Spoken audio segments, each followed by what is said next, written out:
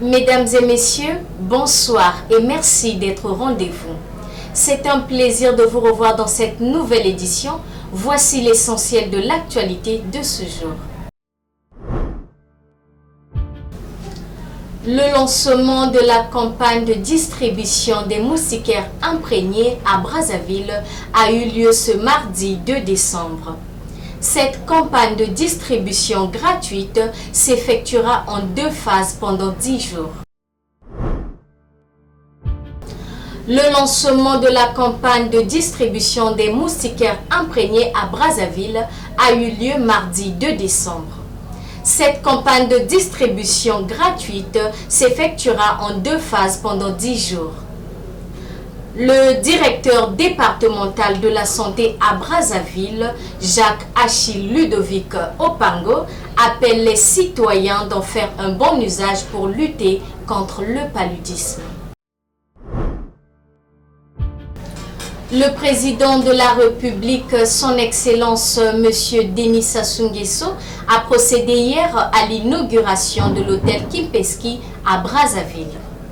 Situé au bord du fleuve Congo, cet hôtel 5 étoiles fait partie de la chaîne hôtelière appartenant à la famille royale de l'émirat d'Abu Dhabi. Une peine de travaux forcés à perpétuité a été requise pour les coupables de l'assassinat de l'homme d'affaires Koumou Obombi Alain Roger. C'est le verdict de plusieurs jours de procès. Quittant la République du Congo pour la RDC.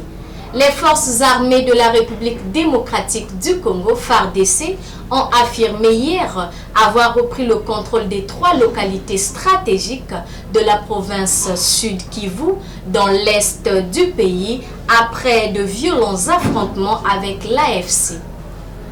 Mettre définitivement fin à plus de 30 ans de déstabilisation de l'est de la RDC, c'est dans cette perspective que les présidents Tshisekedi et Paul Kagame du Rwanda vont donc entériner ce 4 décembre à Washington l'accord de paix déjà signé par les ministres des Affaires étrangères le 27 juin dans la capitale des USA.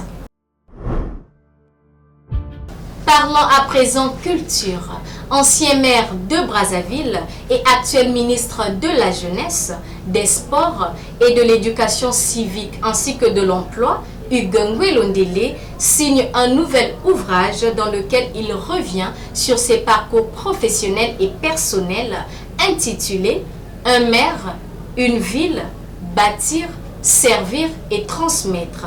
Cet ouvrage retrace ses 15 années de gouvernance à la tête de la capitale verte. Et pour finir en beauté, le film Kapinga Marie-Thérèse du réalisateur congolais Magellan Kaozi, inspiré d'une légende urbaine de la République démocratique du Congo, a été sélectionné dans la catégorie court-métrage au Lift of Session, un festival dédié aux jeunes scénaristes émergents aux États-Unis. C'est la fin de ce flash d'information. Merci de nous avoir suivis. On se retrouve à très bientôt et bonne suite de programmes sur Congo Culture.